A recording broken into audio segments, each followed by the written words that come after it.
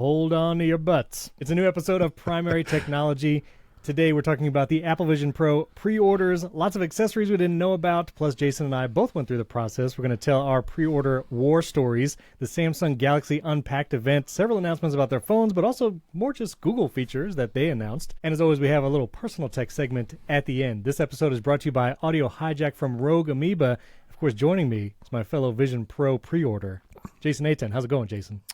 It's good. That was the fastest and most successful pre-order of all time, and I can't decide if that's a good thing or a bad sign. It was fast, except how I did it. And like my adrenaline is pumping right now. We're recording immediately after we both did the pre-order thing. So just to be clear, you did pre-order an Apple Vision Pro, and it's coming to your house? Is that accurate? The first part of that sentence is definitely true. Okay. I don't know whether I will. I might pull a Steven and probably cancel it. So, but I did feel like I needed to go through the process so that we could talk about it today. Yes. And I felt like, is it really done? Wait, did I seriously order one of these things? It took 2 minutes. It seemed fast. All right, we'll get into the whole process. All There's right. also a bunch of accessories. Also, just want to say, everyone was saying no tiers, no storage tiers for Apple Vision Pro, and we were right. I just want to say right up here at the front, we said there were going to be storage tiers, and there are. And Apple Care Plus is also very expensive on this device. We'll talk Very about that. expensive, yes. Very expensive.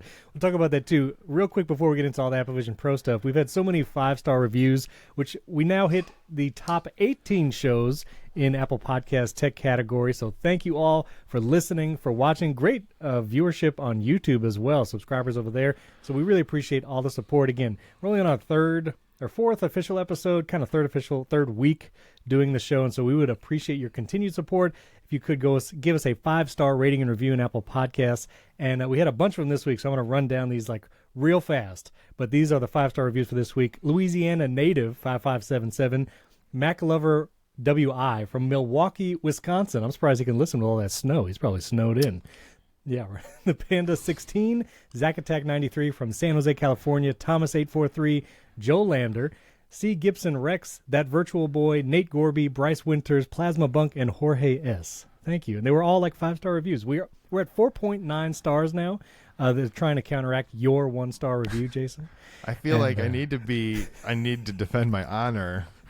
I can't even figure out how to leave a review because every time I try to click on the 5, it just ignores it, I feel like. So Yeah, do you have to actually right. do you actually have to leave a star and write a review for it to count?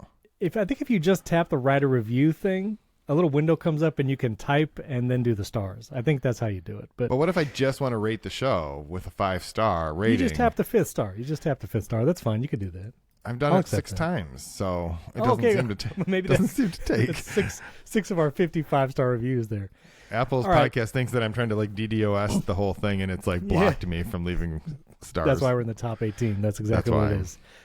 All right, I'm going to share my screen. We're going to go through a pre-order process, everyone, because we need to all share our experiences. So I will be honest, I had 4 devices set up to pre-order. I had my Mac Studio, I had my iPad Mini, my iPad Pro, which I recently got working. I should probably tell that story. Yeah. And my iPhone. They were all open. And the web switched over first. I refreshed the page. The web was live. And so I went through with the pre-order. And so which device did you actually go through with the pre-order on? Well, don't you have to use the iPhone? I used an iPhone, so. Well, I was going to do whatever came first, and I had saw earlier this week that they'll give you like a QR code you scan with a Face ID device, and then it will do the whole scan your head thing. So Okay. with whatever device, and it connected it, and it worked. So this was my process. We're going to talk about all the accessories too, because a bunch of them, had no idea, didn't hear any rumors about. There's a bunch out there. So here's it is: pre-order Apple Vision Pro, get started. This is what popped up for me ordering on the web. So you get this little QR code, and then you can scan your face. And once you scan your face with a phone, you can scan the QR code with an iPad with Face ID or iPhone, and then it just moves you on to the next step. And I'm not going to do it right now because it takes a while, but you basically do like a Face ID thing, only not circle. You go like up, down, left, right. I didn't hold the phone close enough the first time, and it was like, hold it within 12 inches. Did you get an error, false positive, or? No, it You know just how to do it it. just literally just started telling me to. Well, now in fairness, I've done this before. This is the exact same process we went through when we did the demo. So right. I did know what to expect. So Oh, okay. So you do that, and then guess what, Jason? You choose your storage tier, Yep. like we predicted. So you got 256, 512, and 1 terabyte, $200 increments. So it's $3,500 for 256. That was that starting at price, and then it's $3,700 for 512, $3,900 for 1 terabyte. Here was where I was with this. I was like, I don't want to buy a $3,500 device and then a year down the road see the your storage is full message screen in VR 20 feet wide. You know what I mean? So Yep. I went all the way and I did 1 terabyte. It might be overkill, but I did. Wow. That's I did. It's especially because this is really a cloud focused device to begin with, right? Like, do you imagine you're going to like download your entire iPhoto library onto this? No, but I mean, I'll probably capture. Honestly, I probably won't capture spatial video directly on it because you're going to look like a wild person. I'll probably do most spatial video capture with my phone. I don't know if there's going Right. to be like a game or now. I imagine there should be an option to download movies because technically I should have this. You know, I got to the February 2nd date, so I should have it on launch day. And I am flying to Podcast Movement in March in Los Angeles. So I got like a 5-hour flight. I plan to bring this, and I'm obviously going to report in detail about that experience of using a Vision Pro on an airplane and see how many people ask me questions. But yeah, I'm both. I got a window seat, which with the whole Alaska airline recently, maybe that wasn't a great idea. But I'll be in VR, and it'll be so real as I feel the wind against my face from. Anyway, you have to download movies. If you're going to watch this on a plane, you're going to have to download a bunch of movies. And so I imagine with Disney Plus, the Apple TV app, I mean, I want some storage at least for those. And I don't know, maybe there'll be some kind of RPG game, maybe Final Fantasy something will be on here and it takes up, I don't know. I went all the way. Maybe that was a bad idea, but I did. I don't know that it was a bad idea. It was just an expensive idea. It was an expensive idea. I just didn't want to regret not getting the storage at launch. So I guess if you were going to do the 512, it's only what, $200. So it's not that hard to make that jump. So right, exactly. So those are the storage options, and then you just pay for it. You pay for it in one payments or all at once, and then you have Apple Care. Apple Care is $500. I thought $350 earlier this week. I posted that out because that's like what Mac is. Like a MacBook Pro is around $250 to $350 depending on models. $500 for Apple Care or $25 a month in perpetuity if you just want that continual coverage, which I have been transitioning some of my Apple devices to that monthly when they reach the end, just because like I don't know how long I'm going to keep this, and you can keep paying the monthly and have Apple Care or just cancel it at any time, and then you don't. Which, do you do Apple Care? I don't even know if we talked about this. Yeah, so especially on phones, and the benefit of it is that you can keep paying forever, and then they changed this policy maybe 2022. I can't remember exactly when, but essentially on a phone, for example, they'll repair it an unlimited amount of time at that $29 deductible at that point. So if you're really prone to dropping your phone, it feels like it's a very good deal. It used to be that they would only do it twice on a rolling 12-month period of time, and then they changed it so that if you're paying for it, you can just do it forever. So so that's what I've been doing, especially with like watches and stuff, because my kids' watches, my son has a phone. I just do the monthly because we're about to hit 2 years anyway, and yeah, we've already used it several times. So just do it. Yep. Also, in the middle there, I'm not going through the process because I have to do my whole face scan thing, but it does do the prescription insert question, and it basically asks you, do you wear glasses? And you go through several different questions. It asks if you're nearsighted or farsighted, if you use readers. And I did the thing. I said, I do wear glasses. It asks if you wear contacts also. And Zeiss, you upload your prescription to Zeiss. It seems very disconnected from the actual Apple Vision Pro shipment, because when I got to the final order, it says shipment 1, the Apple Vision Pro, and then shipment 2, the Zeiss lenses, come 2 weeks after they approve your prescription. And so you upload your prescription after you've done the whole buying process, and it seems like those are going to come 2 weeks later, and obviously you can also just buy them separately as an item in the Apple Store. How did that work when you were ordering it? Same thing. I mean, it asks you a series of questions, and I did I didn't have my prescription in front of me, so I just was, they're pretty easy questions. Like, do you use glasses? Yes, no, whatever. Do you, what type? Prescription, non-prescription, readers? I guess I don't know. And then it asks, do you use them to see far away or see up close? You answer that question. And then it asks some strange question about prisms. I don't even know what that meant, but if you check yes, it'll be like, you can't buy a Vision Pro. So check no, apparently, is the important thing to say there. Wait, what did it say? You can't. Something about, does your prescription have a prism? Is there a prism factor to your prescription? Yeah, I saw that question. And I if didn't know you what that click was. yes, I don't know either. But if you click yes, it's like, sorry, we won't sell you this Vision Pro. So really? Apparently, well, I think it's these ice inserts don't accommodate that particular factor of a prescription. So I guess you could still buy the Vision Pro. You just can't buy the insert. So I don't know if that would mean you'd need contacts or something like that. So interesting. Okay. So I was about to do the face scan thing because I wanted to see what the shipping times were at the moment, and so I might take a moment to do that. But tell me, as I scan my face and go through this, we're going to talk about the accessories in a second. What was your, did you do in-store pickup? Did you do delivery? What was your experience there? I did delivery mostly because, I don't make YouTube videos, so I don't need to have the content of the experience of showing up. But I prefer not to interact with human beings if I can avoid it. And so I don't like to go into stores to do pickup for things. Although I have done in-store pickup for plenty of Apple things. If there's an option for me to not have to talk to a human being, I'm going to choose that every time. It is really weird watching Steven do Sorry, this. I'm literally doing the double face scan. And the music in the background makes me feel very, it's very I'll ominous. leave that in. I'm not going to edit that out. You can hear my face scan. Yep. Background music. You can hear my face scan. That is a title right there. You can. If we did funny titles, maybe we should do that. Let us know, listeners, on social media. Should we do funny titles or keep it straight laced like we've been doing it? So here we go. Face scan complete. You have to do all the Zeiss questions. Let's go through it. You'll need to answer a few quick questions. Just say no. Yeah. It'll be quicker. Yeah, I'm gonna do no. Yeah, I'm gonna do no for all these things. You're all set. You can buy a thing. Let's go with the base model 256. See what that availability is. Let's just buy it outright. And, look, it already says Apple February Care. 13th. It already said February 13th.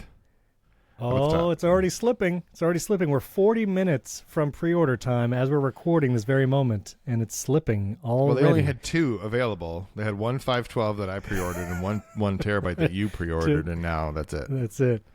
Okay, so I'm going to add this to the bag. Now here is where it got complicated for me. So I saw these accessories, and I was like, I'm going to come back and do these. I don't even want to mess with those right now. I just need to get the actual Vision Pro order in. So this is where I was. And, you get the two options, pick up, whatever. So I did checkout with Apple Pay, as you do. I was doing the Apple Card to get that daily cash. And I was trying hard to pick it up in the store because, like you were saying, I wanted to make videos about it early. And as you could see, all the Apple stores near me now, 40 minutes in, unavailable. 0 pickup times. Just, you can't get it. Can't get any in-store pickup appointments. You could try to show up to a store, but I have a feeling it's not gonna work. So I'm here in Central Florida or near Tampa. The first one I tried was Apple Brandon, which we talked about Apple stores on our second episode. It's like a very small Apple store. It had the 8 a.m. reservation time available. And so I clicked it. I went all the way through. And when the Apple Pay screen came up, I did my fingerprint. Payment failed. And you go back. And the reason why it failed is because that reservation time is no longer available. I don't know how. It was seconds. Seconds from choosing 8 a.m. to doing my Touch ID to confirm purchase, and payment failed. And so I did that multiple times, both for the Apple Brandon store, and then I went over to Apple International Plaza, which is like a larger Apple store. They also had availability.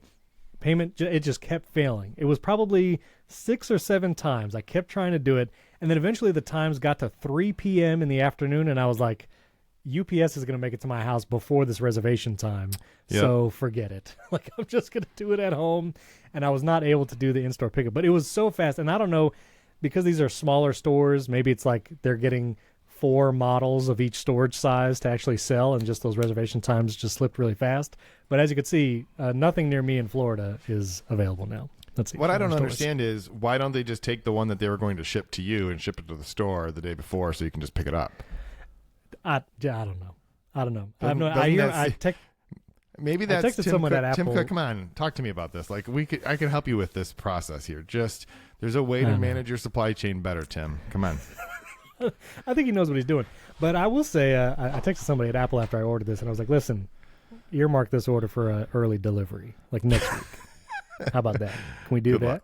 Good luck. Now, if you'd like it delivered, it is slipping, the delivery dates. So we got February 13th to 16th right now. Oh, and so you do the sizing. The reason why they scan your head is to do the sizing part of your Apple Vision Pro. What size did you get for your solo knit band and dual loop? I'm a medium. I don't even know what I chose. Hang on.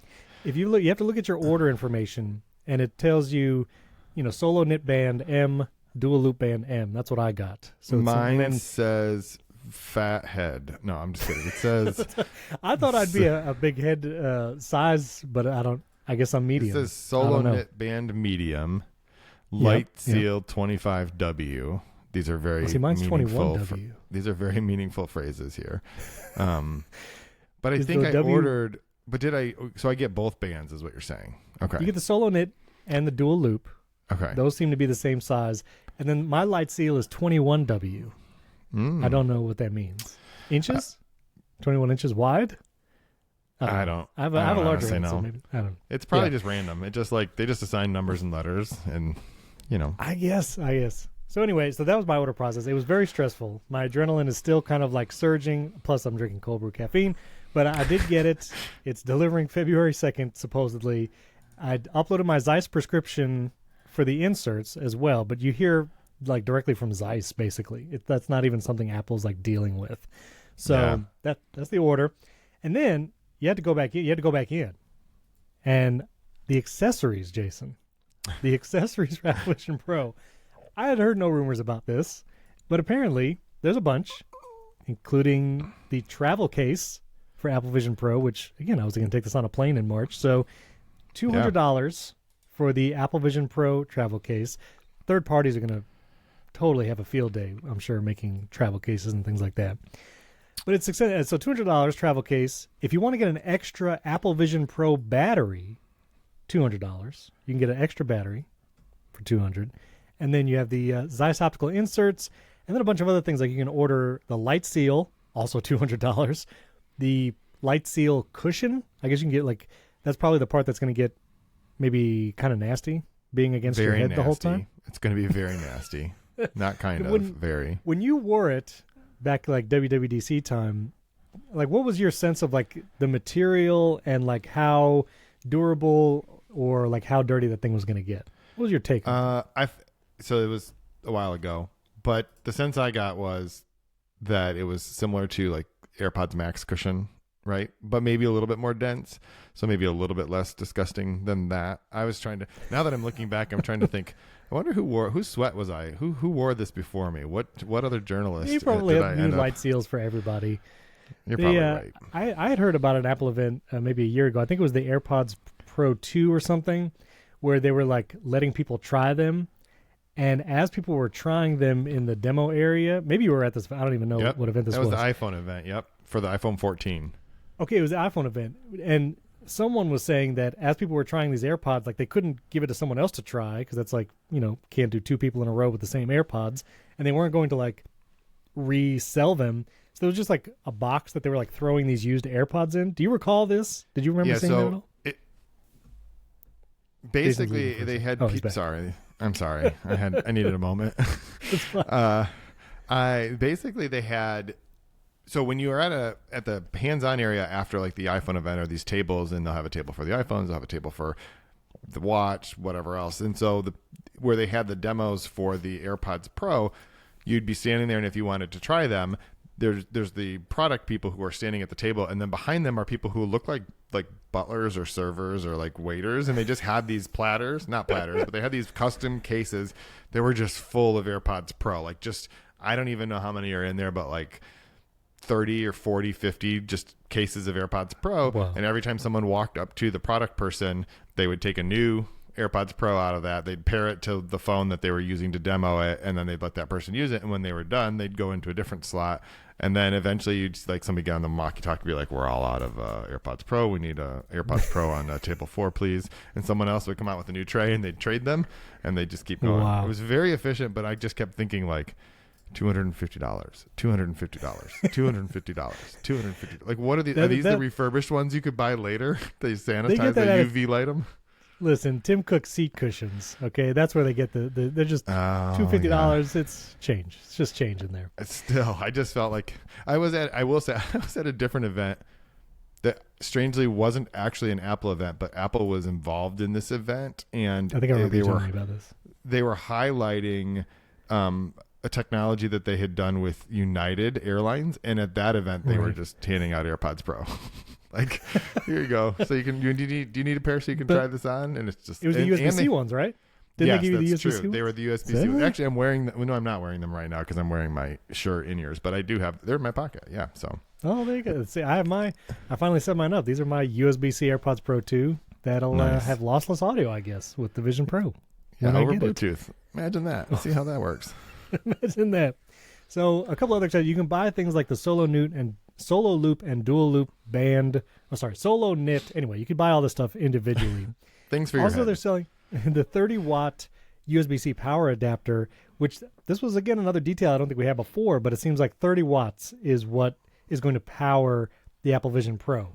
And they had said, all day battery life, quote unquote, when you're on power. And I guess you just need a 30 watt. Like this, I thought it might be more closer to a laptop power, but just 30, which is like an iPad charger. 12.9-inch iPad has probably more screen that it has to light up than this thing, right? And it has cameras, it has LiDAR. I don't know. That doesn't surprise me. It's running that, an M series processor, so. And I guess there's the R series too. Yeah, you're right. Yeah, I don't imagine all that to do is like the pass-through video stuff. So I don't imagine that's like the real-time processing for that. So yeah, 30 watt seems like. Think about a MacBook Air. You can run a MacBook Air, a 15-inch. I have a 15-inch MacBook Air right now, and it came with that little weird dual USB-C adapter thing. One, yeah. So that's right. That's only 30 watts, I think. So okay, all right. This was also this accessory was rumored that Belkin was going to make a clip, and it was available. Again, you could buy it right now. This is the battery holder for Apple Vision Pro.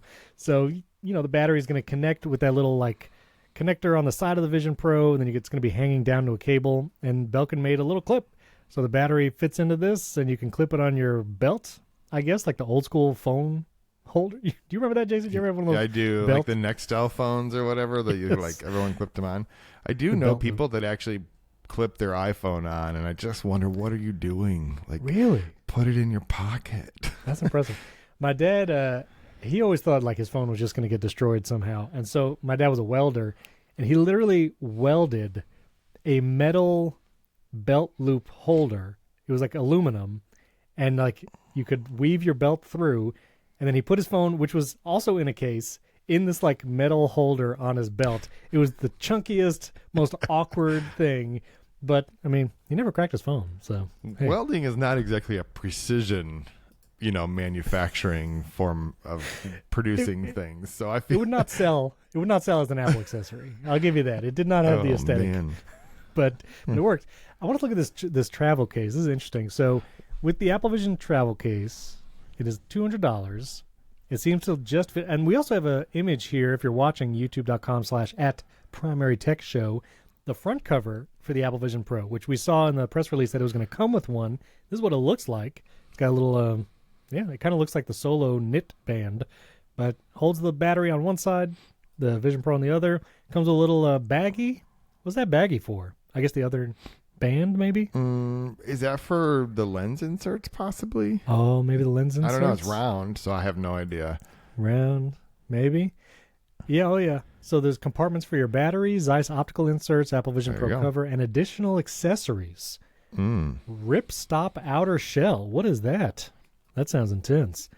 Microfiber inner lining. Okay. So that if you're trying to rip your Vision Pro, it will stop you. I don't now, I'll tell you, this is interesting. So I heard on a couple other shows in the news, like Apple is being very particular about whenever someone says or writes the name of this product, they're supposed to say Apple Vision Pro. Like the word Apple, the word Vision, the word Pro ideally not on two lines. You're supposed to have it all together on one line, which the internet doesn't work that way. Different screen sizes, Actually has the Apple icon and then Vision Pro written out. Seems like they either broke their own rule or this is just, it looks nicer to have, they want the Apple logo on the outside of this case, but that's curious. Well, I think to be clear, what you're referring to are the developer guidelines, so that if when developers refer to it in the description of an app, those are the style guidelines for that. And Apple apparently is allowed, but they do the same thing with the watch, right? Like you can describe it as the Apple Watch, but then if you get it, it just has a little, like on the underside of your Apple Watch, it'll just have the Apple logo and then say watch. So yeah, I think that they have decided that those two things are interchangeable, but they're really, really concerned that you may be confusing someone if you just talk about Vision Pro, because there are so many other products like this in the market. I don't know. They're just, I just can't understand. That is the case. Well, it's actually a little bit big, but like, why didn't they make that for the AirPods Max? Listen, that seems like the case for the AirPods Max right there. That puts it to sleep. I just want a case like this that puts the AirPods Max to sleep. Yeah, that would be ideal. I don't understand. I mean, $200 would be a little bit expensive to add to a $500 pair of headphones, but still, I feel like that is the case they should have made for the AirPods Max. That is the case they should have made. Well, so those are all the accessories. Now, that's our pre-order experience. I'm at least going to get mine on February 2nd. Jason may or may not cancel his order. We'll have to see. You can message him to see what he's going to do. I also want to mention this week, the press for this device from Apple, I think, has been different than any other product before. Like, it's been very curious. Apple gave demos at WWDC. There were a bunch of people got demos. You got a demo. There were developer demos between WWDC and now, kind of private labs. People weren't really able to talk about it. The guys at the ATP podcast are like, had a demo. That's all we can say. Like, it was very secretive. And now this week, Mark Gurman said this was going to be happening on the 16th, but it seemed to kind of happen throughout this week. Multiple locations, New York and Los Angeles. Apple invited a bunch of people to try it again, or some for the first time. This is Andrew Edwards, YouTube creator, Chance Miller from 9 to 5 Mac, and then like other just kind of influential people. I mean, Al Roker, the news guy, which I don't know, depending on your age as you listen to this, maybe you know who Al Roker is, maybe you don't. But he got a demo. There was also like, I was trying to figure out who all the people were. There were a lot of like tech YouTube people, iJustine, MKBHD, Neil Patel from The Verge, obviously. But then there were also influencers kind of outside the tech bubble. Like, I think I saw someone from like Condé Nast, and there were some like straight news anchors from different like news outlets. And so it feels maybe a little bit like the Apple Watch launch, where they gave like 24 karat gold Apple Watches to Katy Perry and random celebs to kind of sport it. And this, it just felt interesting. I don't know, what did you think about this as you saw coming in? I mean, I'm still better because I didn't get an invitation to go to New York City to do this, but Same. I'm over it because I did get to try it at WWDC, so that's great. But I am more mad now that I know that Al Roker got to come to New York, to do it than I did not. I wasn't upset when, people like Neil Patel or Joanna Stern or MKBHD. But Al Roker, come on. Like, I was at least right about it, so, but I will anyway. They apparently know that. So it is a very different thing. And it just tells you, I don't know what it says, but it certainly says something about how Apple perceives this. And they are very carefully trying to roll out the launch of a brand new platform. And they're very carefully trying to sort of control the story. I saw a piece, I don't know if it was on 9 to 5 Mac, probably not, but I saw a piece somewhere where they pointed out how in every single photo of these influencers, the battery is hidden. It's like they don't want you to know that this is a device that requires not just a dongle, but like the world's largest dongle, like with power attached to it. So they, and if you go back and you look at all the photos, you don't see that anywhere. You just see the cable coming down behind, and then that's it. And so Apple because Apple took all those photos, right? Like you have journalists who went, who could, in theory, have had photographers from their organization take the photos, but that's not how it worked. Apple took all the photos and then provided them to them. And so they are that carefully trying to craft this narrative. And that just tells you either that Apple is anxious about it. I don't know if that's the case, but more that they are very like conscious of how this is presented to people. You right now, if you're watching this on YouTube, there are 9 photos. Like, not one of those is an Apple executive. That's the interesting thing. Right. You've still never seen Phil Schiller wear one of these things, right? Yeah, or Tim Cook. Or really Jeff Eddie Q. Yeah, somebody. Yeah, put this thing on Eddie Q and it will sell. I'm telling you right now. Put it on Eddie Q. Yeah, you haven't seen these. You haven't seen the photos of them doing it, and so it's interesting to me. So in this photo, this was compiled by Parker Ortolani. Forgive me if I butchered your name. I think he's at The Verge, but he compiled all this, like including John Gruber, MKBHD, Brian Tong. But the one guy who I didn't know, and this was one of the influencers kind of outside the tech sphere in the bottom right corner. Luke Skywalker. Hoodie. Who is that? Isn't that Luke Skywalker? I don't know. I feel like that's Last Jedi. Many memes from that, including this. Yes. I see. Yes. They photoshopped him with a Kylo Ren lightsaber because he was the only one that wore a hoodie with his Apple Vision Pro. This is Josh Rubin, apparently, from Cool Hunting. Never heard of him, did not know of him, but that he got to try it. And again, this is kind of one of those like interesting choices of, it seems like Apple is trying to reach outside the tech sphere to make this kind of more of a cultural product. But John Gruber was funny because he's like, this guy cheated wearing a hoodie. Like, everybody else looks kind of funny, and this guy's the only one that looks cool because he wore a hoodie, and he was better. He didn't do it. And I did see, I think it was Kara Swisher who like shared that and said that she was going to go see the Vision Pro like next week, and that it better include that hoodie.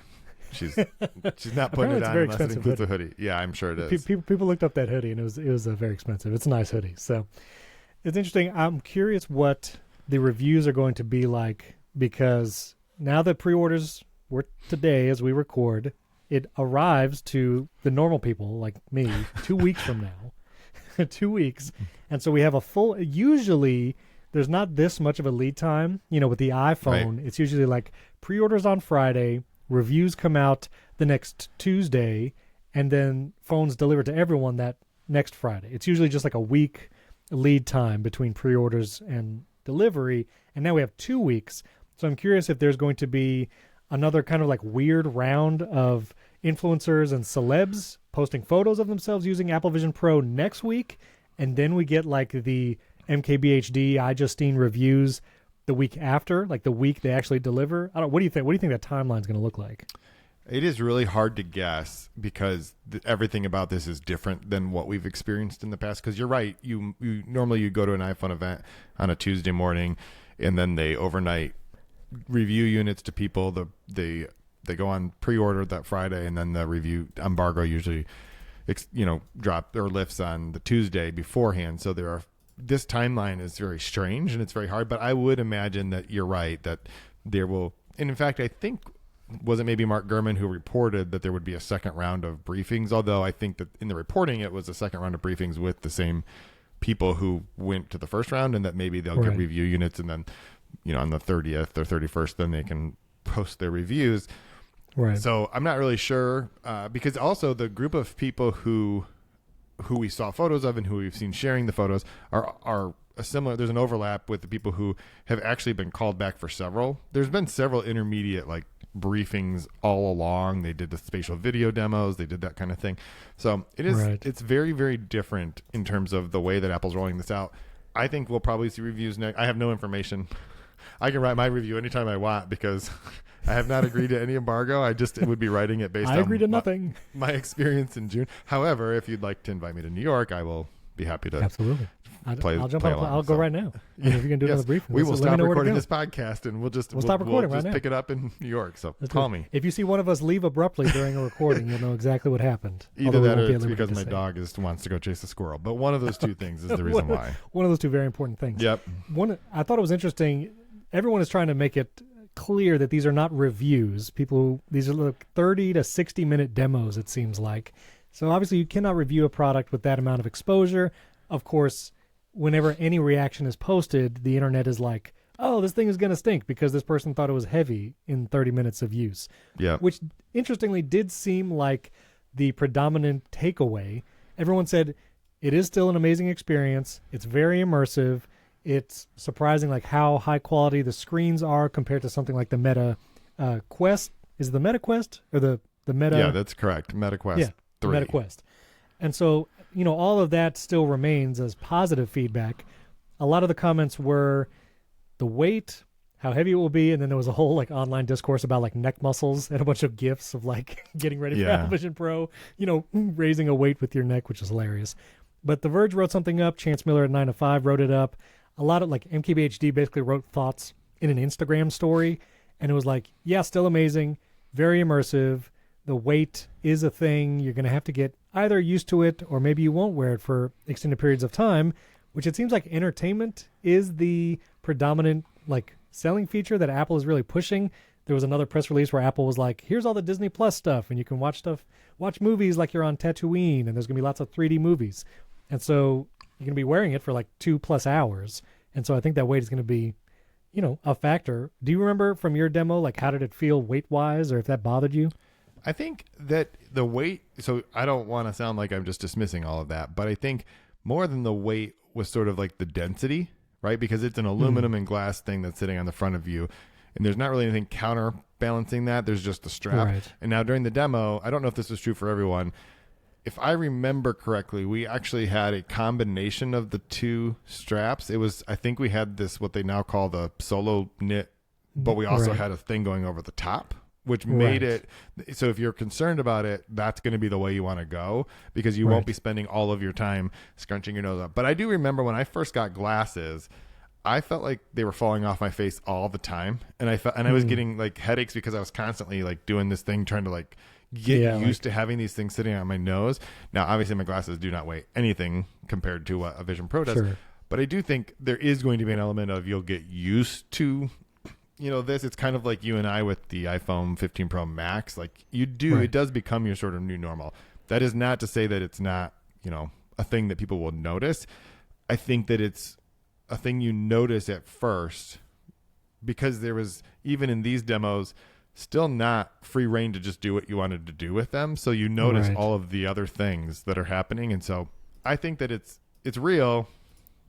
Will it be a deterrent? I'm not really sure. And if you're sitting on a couch, I don't know. It's not like you're having to like run around. It would be different if this is the thing you actually wore all day for work, I guess. I am curious how it seems like Apple really intends you to be sitting using this device. A lot of the press images and videos that they've shared in the newsroom articles has been people sitting, actors sitting, but people sitting using it. There was one of the pictures that Parker had posted from one influencer. It looks like he's getting ready for the Matrix. I saw someone comment. He's got this long like leather jacket, but he's standing doing it. And I remember during WWDC, there were a couple of clips of people, the dad like capturing his kids playing in spatial video with Vision Pro. He was standing and moving. And there was that one shot of somebody like in a kitchen preparing things while wearing Apple Vision Pro. Seems like an unlikely use case, but maybe if you have a recipe app, which that was the other part of the news, which we probably won't get to, but there's not really a lot of apps for this when it launches, like Netflix, YouTube. A lot of apps are not going to be there at launch. Mac Stories had a great article that I will include in the show notes that talks about the lack of apps that are going to be here at launch. But yeah, it looks like you're really going to be sitting, and the weight, we'll see. I'll probably be using the top strap. I might have to change my hairstyle. I might just go with a buzz cut. This way I don't have to worry about my hair anymore. We'll see. You don't actually have to wear it all the time. It's okay to take it off occasionally, so you don't have to change your entire lifestyle just for this Apple Vision Pro. But when we did the demo at WWDC, there was a part of it where it was like, okay, now get up, because they did the immersive experiences, which one of them was the Alicia Keys in the recording studio, and then there was also the dinosaur experience. I don't know if that's exactly what they call it, but they were like, yeah, get up, go up there to the dinosaur, look around it, they wanted you to experience the fact that you are immersed in this space with virtual elements that are not interacting with your real space, but like they coexist, and how real that feels and how seamless it was. So I do think that they very much envision that this is a way that people will use it. But yes, you still, when you think about it, you have to have a solution for the battery pack. You're carrying it around, you have to pick it up. That certainly limits what you're going to do. It is definitely more ideal to either be standing at a desk or sitting at a desk or sitting on a couch. But I don't think it would be that big of a deal to pick it up and And the pass through video is so good that you could walk through your house with this thing on, and you're not going to walk into walls. Okay. I am curious if you're in total immersive VR and you stand up and move. You know, I tried a Quest 2 a while ago, and it would basically like warn you in like red, like you're approaching a wall, or like watch out for this obstacle. I'm curious if Apple Vision Pro is just going to like kind of break the VR experience and just show you the wall, or if there's going to be a warning of like danger, proximity alert. Yeah, not sure. Well, and on the Quest, we have a Quest 2. You actually had to define your boundary in advance. So you have said, right, like, this is the only space. And so if you try to go beyond that, it'll be like danger, Will Robinson, go back to the couch. Right. But with the Vision Pro, it does interrupt the immersive experience if a person walks into your field of view, right? That is a thing that is involved in it. I don't, a wall is not a person, so I'm not sure how it will do that. But I imagine that they do not want you smashing into that would be bad PR. I feel like that would not be a good story. That would be bad. This is just real quick, the Mac Stories article. Then we're going to talk about the Galaxy Unpacked event. Not a lot of apps like YouTube, Spotify, Amazon Prime Video, and they're not going to have native apps. You're going to have to go to a web browser to watch things like Prime Video and Netflix, which means no downloadable movies and less quality, I would imagine, probably buffering through a web browser. Tidal, Roku, no real social media apps at launch, Instagram, Threads, all that kind of stuff. News apps, you'll have to go to the web for all that using Safari. For a lot of these things, games, Minecraft, Genshin Impact, Resident Evil, those are not available. I thought this was funny. Mac Stories included ride sharing. Lyft and Uber will not have apps at launch, which is like, I don't even know what the location abilities are of Apple Vision Pro. Like, does it have a GPS chip? Does it have a U1 chip for Find My? I have no idea. Like, I don't know if we've heard those details, but it would be pretty hilarious to be standing on a street corner with Apple Vision Pro, hailing an Uber. I will say, if you're at an airport where you're at one of those stops where it has like, a bunch of rideshare vehicles coming across, if Apple Vision Pro can like highlight your car in augmented reality and say, there's your car, no question, that'd be pretty sweet.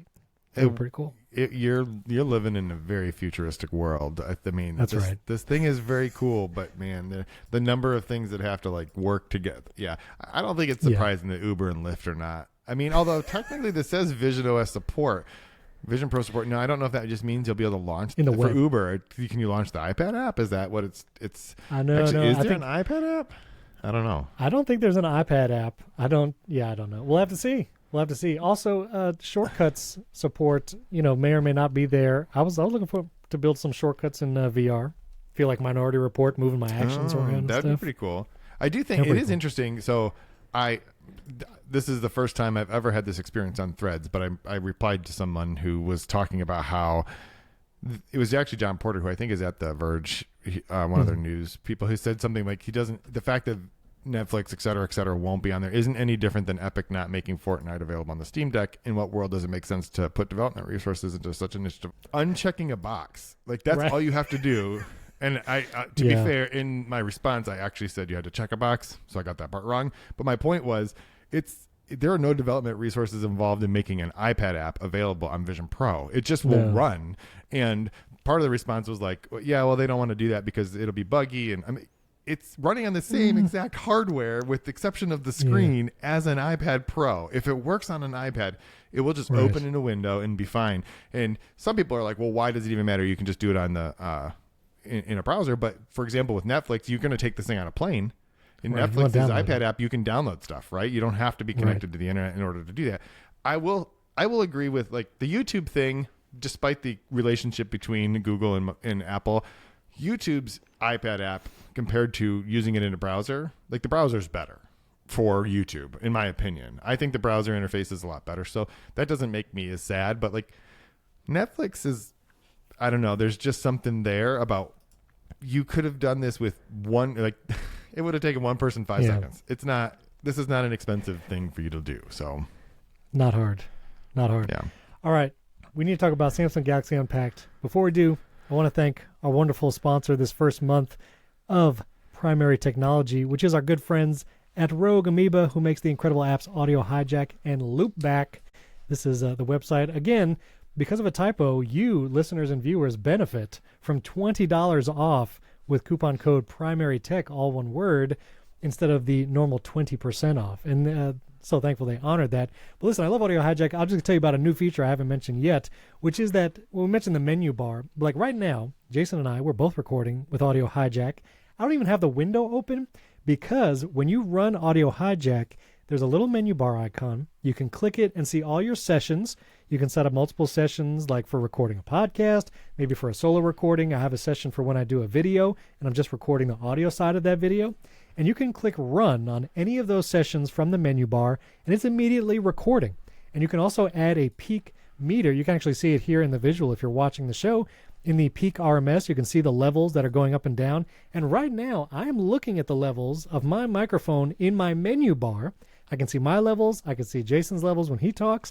And it's all happening in the menu bar of my Mac. I don't even need another window open cluttering my desktop. It all happens right there. And you can also do things like title your files with the current date. This way, every time you hit record on a new date, it's automatically going to have either the episode number counting up. You can have the date. You don't have to think about it. Don't even have to have a window open. Do it all from that menu bar with different sessions, plus all the powerful tools like routing your audio different places, recording multiple USB mics in the same computer.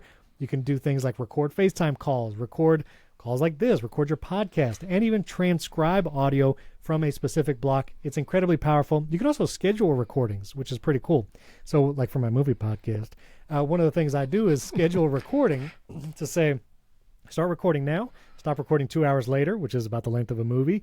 And I know Audio Hijack is going to start and stop that recording. I don't even have to be at my computer, and it will record that audio, stop it exactly when I intended it to, and then I have an audio file ready to plug into my other podcast. So Audio Hijack, incredible tool. You have to try it now. In order to do it, here's where you go. You go to macaudio.com/primarytech. That link is in the show notes. Just click it there, macaudio.com/primarytech. And the promo code PrimaryTech, all one word, gets you $20 off Audio Hijack or any of their bundles, which if you get it with Loopback, highly recommend. macaudio.com/primarytech. Link is in the description. Thank you, Rogue Amoeba, for sponsoring this episode. Boom. Rogue Amoeba is good stuff. Now, I thought you went to a tech event this past week, but now you're 0 for 2. I am. You said you were going to go to CES. You didn't go. Then you were like, yeah, I'm going to go to that Galaxy Unpacked event. You didn't go to that now either. So I was looking for you in all the pictures. People were posting pictures of the event. I was like, where's Jason? He said he was going to be there. And then it would have been a futile effort because you were not there. It would have. I did see one of those where you posted that, and I didn't have the heart to be like, yeah, I saw you didn't even respond. I was waiting for you to respond. I was like, oh, man, he's really secretive about where he was sitting, I guess. Stop looking now. Secret agent. But this was the... So you watched it. I did watch it. This was the Galaxy Unpacked event, and I actually did intend to go to San Jose. The hard thing for me is that I usually, for an event like this, will fly in the night before and then fly home overnight that particular night. Like after the event, I don't stick around. I travel very short amounts of time. And so, but for this, the logistics were going to require some different travel arrangements that conflicted with some other things. And then I realized I should have known this, but because I was planning to go, it wasn't even on my radar that like, wait, I can just watch this just like I could in Apple. I don't actually have to leave my house to do this. And so I did, and I watched it. I took lots of notes, shared lots of those notes with Steven. The highlight of the entire thing, at least for Steven, and I'm thinking this could convince him to actually give up his iPhone, is that all of the Galaxy S24 devices do support Wi-Fi 7. It's fast. Which, if you've been listening to any of our episodes or any episode of any podcast that Steven has ever been on, you know that is a selling point right there. I have a problem. I need more. Did you watch that TikTok? I sent you a TikTok. I don't know where it was, but it was someone doing a speed test, and they got 9,000 megabits down. 9 gigs down. What do you do with that? You browse the internet real fast. Is what you do. Burn through your bandwidth really quickly. Is whatever your broadband cap is. So yeah. No Wi-Fi. Anyway. Now I don't follow this stuff super closely, but this was the S24 and S24 Ultra, which look pretty much exactly the same with some slightly different colors as the 23 lineup. But it seemed like everything was AI. That was kind of the whole news of the show. Yeah, and the devices all look the same on the outside as previous models. If you are a fan of the Samsung Galaxy line of phones. They'll look the same. The Galaxy S24 Ultra has, whatever, 5 holes on the back of it. I'm not sure. 4 of them are cameras. I don't know what the other one actually is. I don't know if it's like the equivalent of a LiDAR sensor or what. But 4 of those are cameras, and then there's a front-facing camera. And the flagship, the S24 Ultra, is, I will say, a very, very good Android phone. It may be the best Android phone. Right. It has all the features. And we talked before about how I have a hard time reviewing Android phones. It's not that I don't. It's just that I'm bad at it because I'm so addicted to iMessage with my children that it's not that I'm addicted to it. It's just it is the feature of my phone that I realize I can't replicate anywhere else, and so I won't. Right. I can't live without it. But it does have. I mean, if you are like, I don't even know. So here's what's hard. I don't actually know when I look at this list of features how many of these things are new. But I mean, there are. So this is my overall take. There are some things that Apple should absolutely incorporate into the iPhone. Wi-Fi 7, like that would be great. Like that's the next thing. But none of the iPhones have that.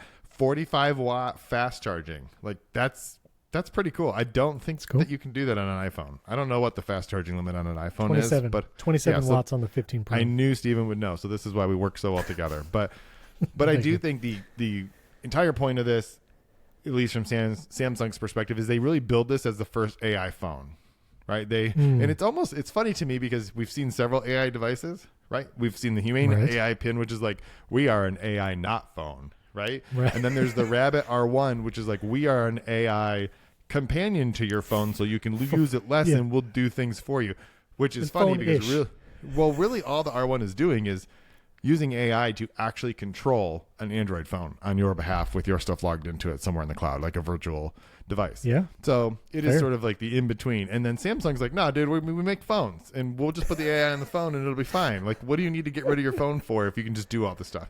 And it does do a couple of cool things. So Samsung Notes, it will automatically generate AI-generated summaries for you of your notes. It has an on-device interpreter mode and a live translate mode. So there's 2 different things. One, you could be on the phone talking to a person in 2 different languages, and it'll detect the language of both people, and it'll do that whole like translate for you.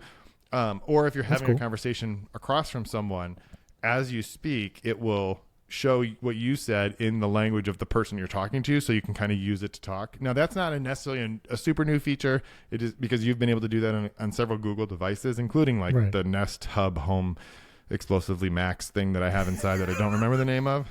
I don't know why I included explosively. That was the weirdest description I've ever Nest included. Hub Max. It's just a Nest Hub Max. Hub Max. That's all Here's the reason it's hard. Because they changed the names of all of these things to be branded as Nest. They didn't used to be that, so it messes me up. So to me, the Nest is my thermostat. Anyway, that's a big one. A lot of the camera improvements, involve some AI stuff. One question on the summaries, though. Yeah. So the summary in your notes thing, is that like powered by ChatGPT behind the scenes, or is that like a Samsung AI that they have developed? Oh, man, you're asking me questions that I was not prepared for. Samsung knows AI-generated summaries. Hang on. I can get you the answer. I got answers. I can get you answers. It says, so you just really want to know, is it using ChatGPT or is it just Samsung? ChatGPT? Yeah. So it's actually using, so the obvious answer, which I don't understand why I didn't say that, it's an Android device. It's not using ChatGPT, right? It's using Google. It's Google Bard. I mean, it's using some version of something, whatever Google's generative AI feature is. It's using that. So I don't know. I should have been able to answer that for you. This is how poorly I do with Android. No, it's good. It's good. But it would be a really big slap in Google's face if Samsung, which has worked with Google on all of these features, was like, nah, dude, we'll just use ChatGPT. It's good. Thanks. We're fine. Right. The camera is one of Samsung's strong suits. They're using some AI editing tool. Like Google has done this on the Pixel for a while, right? With some of its AI editing tools, with Magic Eraser or whatever, Best Take. I think you tried to the whole saga with trying to fool it. But there's even now on Samsung some suggested edits. So you can ask it, what should I do to this photo? And it'll suggest AI generated edits. So maybe that's removing a distractive element or increasing the brightness of the background or whatever it might be. So that is kind of interesting to me. And I think that especially on the Android side, a lot of these device makers have just decided we don't care if it's a photo anymore. We just want it to look really good. And so here's the thing. This is actually partially where I disagree with those who are like, well, it's not a photo. I used to be a professional photographer, and I always thought of my job, if I was photographing an event, or, I photographed a lot of weddings in my life. My job was to help someone remember the way they felt at that moment, whenever that was happening, not necessarily to give them a documentary representation of what may have actually been happening at different times. Now, it didn't mean you wanted to make things up, and this was 15 years ago, so none of this stuff existed other than Photoshop. Right. But I think what Samsung and what Google, what they're trying to do is give you photos that remind you of what you thought was happening, like the experience that you're going to remember in the future, not the distracting element in the background. And that's extraneous and disposable. So let's just get rid of it. I don't know what you think about that. What do you think? I've heard Nilay Patel talk at length about what is a photo and like the troubling thought of changing history if we ever need to use these photos, I guess like in a court case, which he's a lawyer. So maybe that's why it's that perspective. And I think like you, if I have the choice of a picture of my family where two people are blinking or getting an AI version of the photo where everyone's looking at the camera and smiling, I want the latter. And in those situations, if you're snapping multiple photos, trying to get the best one desperately, it's really hard, especially the more people you have in the photo, the more difficult that is. Or if you're taking a selfie and it's your one trip to Niagara Falls, and in that selfie, some dude was like picking his nose in the background. Yes, I don't want that guy there. Like, my memory was not of that guy. The memory is sharing this moment with someone I love in a beautiful place, whatever. So I'm less staunch on these are not photos, this is wrong kind of thing. And from the few minutes I tested the Google Pixel 8 Pro with these like this best take feature, it seemed to be doing a good job of not letting you change the photo so much that it was a totally different photo. You can, listen, Photoshop has been around for years. You could cut you out of a photo and put you like in the desert and say like, here's me in the desert. And like, that didn't happen. Like, you could have done that forever. And making it easier to do that, I don't know how troubling it is. Like right now, these tools as they stand, I think they are useful for most people just trying to take photos of themselves and their friends and family or places they're going to.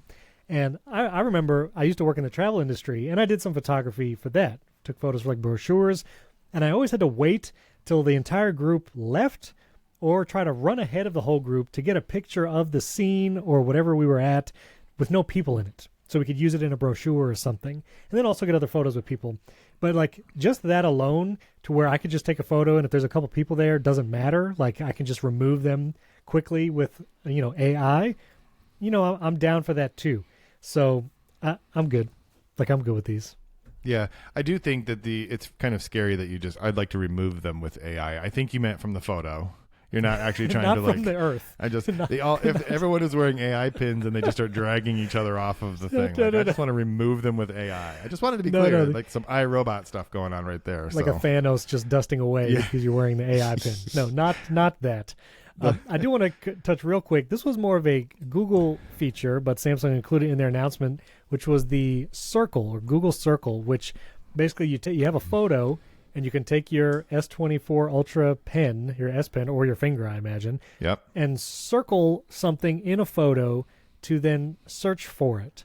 And this is a cool feature. I feel like all of these iterations are just Google Lens reborn with more accuracy. It's just a different UI. It's just a different way of interacting with the feature that exists. And you're going to be thrilled because this is actually also coming to the Google Pixel 8 and 8 Pro. So there you go. It'll probably come to the iPhone too. Like it'll probably just be in the Google app on iPhone. That's probably true. And the reason why, so a quick story on this, we were in a group and I was telling my kids, like, you see that backpack? Like I knew it was a high-end backpack, like a Louis Vuitton or something. And they have no context of like what this stuff costs. I was like, I bet that backpack is like thousands of dollars. And they're like, nah, that's crazy.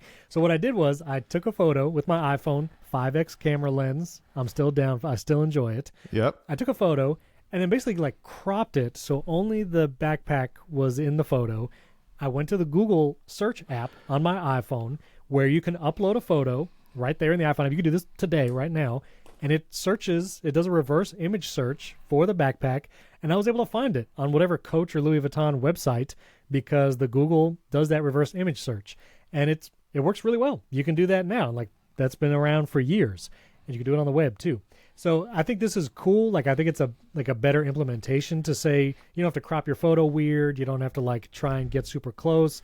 Like, just circle the thing you want to search for and it'll find it. And this seems a cool feature. It'll probably be everywhere, but Samsung showed it off on their phones. So yep, that's cool. They did. Yep. So yeah, I mean, I think if you're looking to upgrade to a Samsung Galaxy, I mean, you're gonna be really happy. But the phones don't seem that much different. It's just everyone is all in on incorporating AI, and I will go back to what I said at the beginning. I believe that this is a much better way to do that than what some of these accessories. We talked about this last week. I think that this is what you're going to see. I'm hopeful that we'll see some of this from Apple. That's the take I'm writing for this weekend, is that there are some things here that I really hope Apple is paying attention to. So yeah, for sure.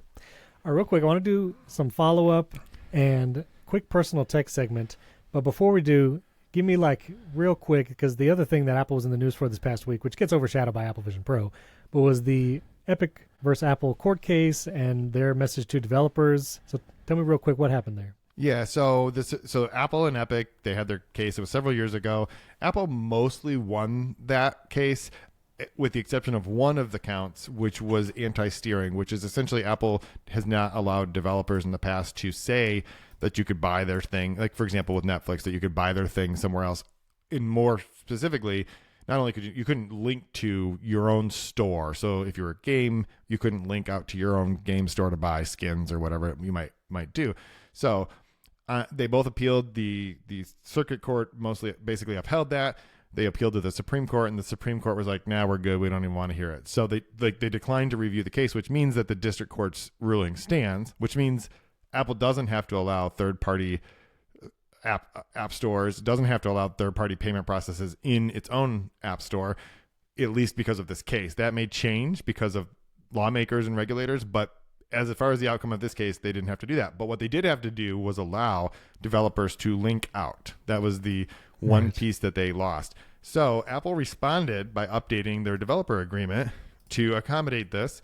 And essentially, Apple's response is, yes, you can add one link on one page in your app, and it has to actually open the Safari, whatever the default browser on the device is. It can't open it in a web view. It has to actually take you out to the browser. You can then sell your thing, and if a person purchases something as a result of clicking on that link within 7 days, so not even just right away, Apple is still going to get its cut, and its cut will be 27%. Right? They are discounting it by 3% because that's what they say the credit card processing fees are that you're now going to have to pay to Stripe or whoever. Wow. So you will be required, if you do this, you have to apply for the StoreKit entitlement, and if you do this, you will be required to submit on a monthly basis all of your transactions. Whoa. And send Apple their 27%. Now, it was funny for me because I get, as soon as the Supreme Court denied hearing this, I get an email from the PR people for Epic saying like, this is a victory, we think this is wrong because of whatever Apple's bad, but this is a victory because now developers will be able to do this thing. And then Apple releases this and I get another email. It's like, this is just bad, right? Like, so there's like a sort of a high moment because they're like, oh good, Apple's going to be forced to let us do this. And then Apple did exactly what we expected, which is we're going to still take our cut. And the revealing thing about that was nobody cares. None of the developers care. No, listen. None of the developers care about being able to link out. They don't. That's not the thing. That is not the thing that anyone cares about. What they care about is the cut. Right? The only reason they care about third-party app stores, third-party payment methods, linking out to their own website is because someone is trying to find a way to not have to pay Apple essentially 30% of their income as a result of being in the App Store. I shouldn't say nobody cares, but my point is the real issue here isn't give us a ability to link to our website. The real issue is give us a way to sell things to our customers without having to give you a cut, Apple, and that's just never going to happen. Right now, my take in the story, I just want to be clear, is Apple should just leave it alone. Right? It's just not worth it because guess what? I'm not going to do that. I'm not going to click a link to go pay somewhere else. I'm just going to use in-app purchase. And developers who do this still have to allow in-app purchase. If you want to do the StoreKit new thing, you have to still allow in-app purchase. Most people are just going to do that. Apple's not going to lose that much money as a result, but the amount of goodwill that they're losing by making people jump through these hoops, and really the thing that they're doing is they're just making themselves a bigger target for lawmakers, right? There's already I think it's the Open Markets Act that's just been kind of sitting there waiting for someone to do something with it. Apple does not want that to get passed, and they are just like, they're just daring lawmakers to do something. Like, it's like they're not going to do this without being forced, and they are just being like, force me. Come on, just do it. But just to show how little Apple is willing to pay any money for anything it doesn't want to pay, the Apple Watch Series 9 and Ultra 2, in this saga of the blood oxygen sensor that Massimo sued Apple for whatever patent infringement, Apple is selling the watches again, deliberately disabling the feature. And you can go on Apple's website to like the Apple Watch Ultra 2 or Series 9 page, and it says Series 9 and Ultra 2 no longer include the blood oxygen feature. Like, Apple is literally just going to say, you know what? Forget it. This feature that was like the primary feature of, I think it was the Series 8 maybe 7? when it came out. I think it was Series or 7. Yeah, it was. Yeah. Or was it 6? I can't remember. No, maybe think it was 7. Series 7, I think. But they're basically saying, like, same price. You could buy the device, no problem. You're not going to get blood oxygen anymore, which, to be fair, wasn't the most accurate sensor on the Apple Watch. Like, it's probably not a huge loss.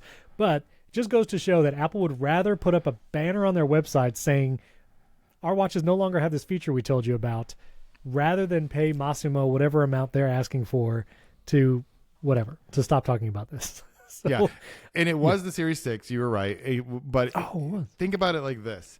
Apple would rather make their product and the experience of using the product worse than write a check to this company. And the thing about Massimo is that company is big enough that the type of company Apple is, they're not going to just be like, buy them, right? They're not going to just buy that company because that company's big enough that where I don't know what Massimo's worth, but it's probably more than $10 billion, right? So that's Apple could afford it, but Apple doesn't buy companies that are that big. It just doesn't. Right.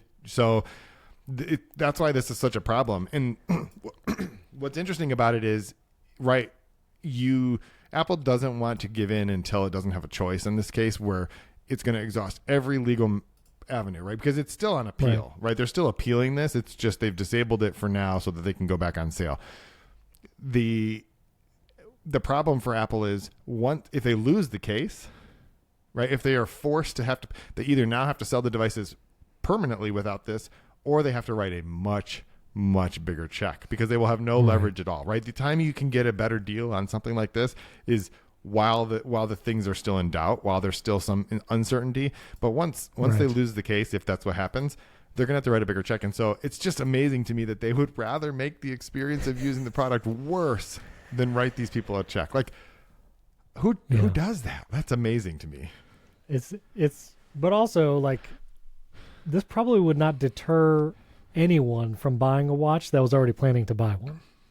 That's probably true. Like, I don't think anybody would see that banner like, oh, I don't even know what that did. Or like, if that was an important metric for someone, blood oxygen was something they were measuring, they probably already have the $10 finger blood oxygen sensor from Walgreens and don't care whether or not it's in the watch or not. So I guess I get it, but yeah, it is pretty wild. Yeah, it is wild. All right, 2 quick follow-ups, and then we might move our personal tech as the bonus topic, Jason. I think it might serve us there. But we were talking about Apple merch and Apple stores, and just want to share this. Zach White on Threads was recently at the Apple Park in Cupertino and sent us a picture of the T-shirt selection currently available, which is very much a retro Apple selection. There's an Apple Park.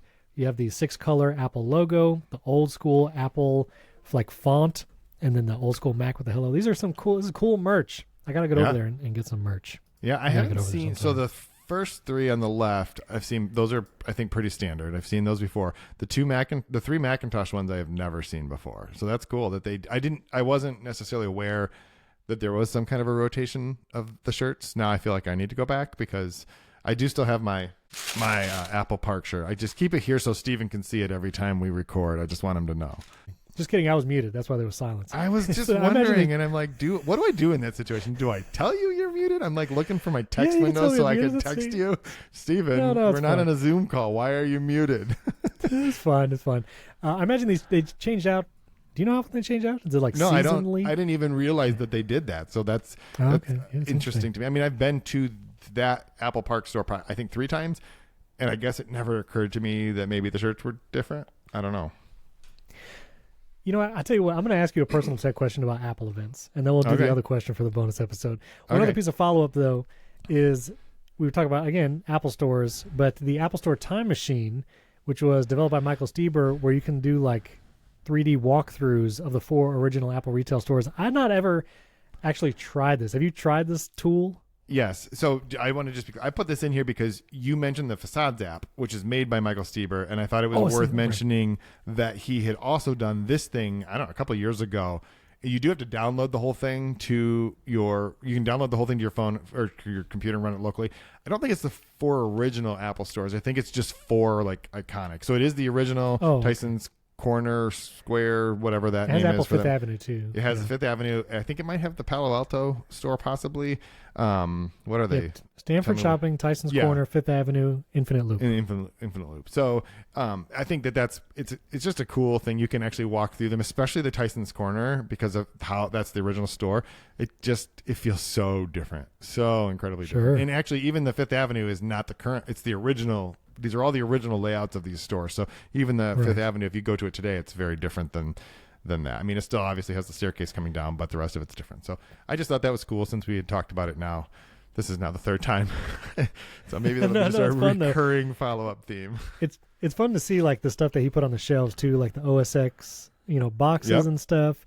And the black MacBooks that are on the table in one of these clips. It's pretty cool. So we'll put the link in the show notes. Also, wanted to mention Apple Podcasts. If you listen to Apple Podcasts, which a majority of you are listening there now, the show notes get cut off after a certain character amount. And so if you are looking for a link that I said I was going to include in the show notes and you're like, he said he was going to put the link and it's not there, I put it there. Apple Podcast cuts it off. So go to primarytech.fm and you can see all the links plus like transcript for the show plus link to the video. It's all there. So still, follow, subscribe, all that kind of stuff. But primarytech.fm if you want to get the full show note links if you see any cut off. Or just send a tweet or a thread to Steven and he's a personal concierge service that we offer with this show that he'll just send you those links. So I'll send you the link.